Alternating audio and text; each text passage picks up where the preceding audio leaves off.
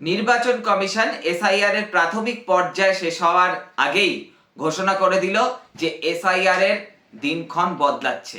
অর্থাৎ যে এসআইআর প্রক্রিয়ায় সিদ্ধান্ত হয়েছিল প্রাথমিকভাবে যে 4 ডিসেম্বরের মধ্যে সকল এনুমেরেশন ফর্ম জমা করতে হবে, সেই তারিখ পিছিয়ে করে দেওয়া হলো 11 ডিসেম্বর। আর যে খসড়া ভোটার তালিকা প্রকাশের কথা ছিল 9 ডিসেম্বর, সেটা পিছিয়ে হয়ে গেল 16 ডিসেম্বর। এবং 16 ডিসেম্বরের পর থেকে 7 ফেব্রুয়ারি পর্যন্ত চলবে এই শুনানির প্রক্রিয়া, বিভিন্ন লোকজনকে নোটিশ পাঠানোর প্রক্রিয়া চলবে।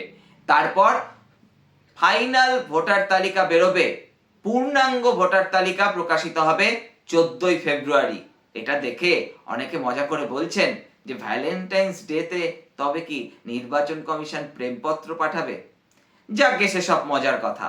কিন্তু এই যে নির্বাচন কমিশনের এই সিদ্ধান্ত, এটা নিয়ে অনেকেই বলছেন এই সিদ্ধান্তটা তো অনেক আগে নিতেই পারতেন নির্বাচন কমিশন। তার কারণ ইতিমধ্যে বিভিন্ন জায়গায় কাজের চাপে বিএলওদের মৃত্যুর ঘটনা ঘটেছে। অভিযোগ উঠেছে যে বিএলওরা কাজের চাপ সামলাতে না পেরে আত্মহত্যার পথ বেছে নিয়েছেন এবং বিএলওদের একাংশ সিইও দপ্তরে হানা দিয়েছিলেন, বিক্ষোভ দেখিয়েছিলেন, ওখানে অবস্থান করেছিলেন। কেউ কেউ ওখানে এখনো অবস্থান চালিয়ে যাচ্ছেন।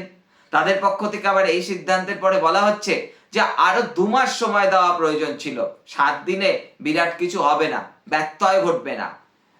রাজনৈতিক দলগুলিরও প্রতিক্রিয়া আসতে শুরু করেছে। বিজেপি স্বাভাবিকভাবেই তারা জানিয়েছে এরকম তো হয়েই থাকে, এটা আর এমন কি ব্যাপার। তৃণমূল কংগ্রেস বলেছে যে আরো সময় দেওয়া উচিত ছিল।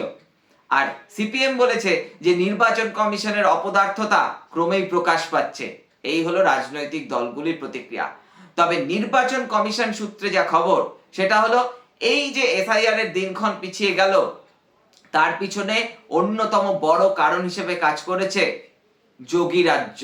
হ্যাঁ, যে 12টি রাজ্যে এই মুহূর্তে এসআইআর প্রক্রিয়া চলছে, তার মধ্যে সবথেকে বড় রাজ্য এবং সবথেকে বেশি ভোটার রয়েছেন উত্তরপ্রদেশে। সেই উত্তরপ্রদেশেই কিন্তু এসআইআর এর কাজ অন্যান্য রাজ্যের তুলনায় খানিকটা মন্থর গতিতে এগোচ্ছে। তাই নির্দিষ্ট সময়ের মধ্যে উত্তরপ্রদেশে এসআইআর এর কাজ শেষ করা যাবে কিনা, এটা নিয়েই কমিশনের অন্দরে প্রশ্ন উঠে গিয়েছিল। তাই 7 দিন পিছিয়ে দেওয়া হলো এই গোটা প্রক্রিয়াকে।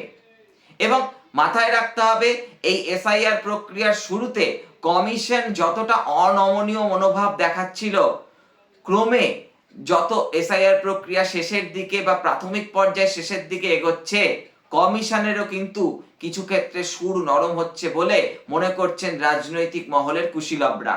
একই সঙ্গে অনেকে এটাও মনে করিয়ে দিচ্ছেন যে সুপ্রিম কোর্টে এসআইআর নিয়ে যে মামলা চলছে, সেখানে যারা মামলা করেছেন মামলাকারীরা, সেই মামলাকারীদের অন্যতম বক্তব্য ছিল যে সময়ের অভাব এই এসআইআর এর ক্ষেত্রে অন্যতম বড় অন্তরায়।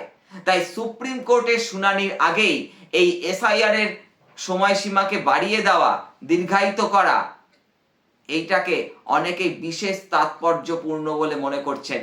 অর্থাৎ সুপ্রিম কোর্ট নির্দেশ দেওয়ার আগেই নির্বাচন কমিশন নিজেরাই কাজটা করে রাখলো, যাতে সুপ্রিম কোর্টের নির্দেশে নির্বাচন কমিশনকে করতে হয়েছে এই শব্দবন্ধ বা এই বাক্য নির্মাণ যাতে কোনোভাবে না হয়। হয়তো এটাই চেষ্টা নির্বাচন কমিশনের কর্তা ব্যক্তিদের। তবে এরপরেও আরো দিনক্ষণ পিছবে কিনা, এটা নিয়েও অনেকে জল্পনা কল্পনার শুরু করেছেন।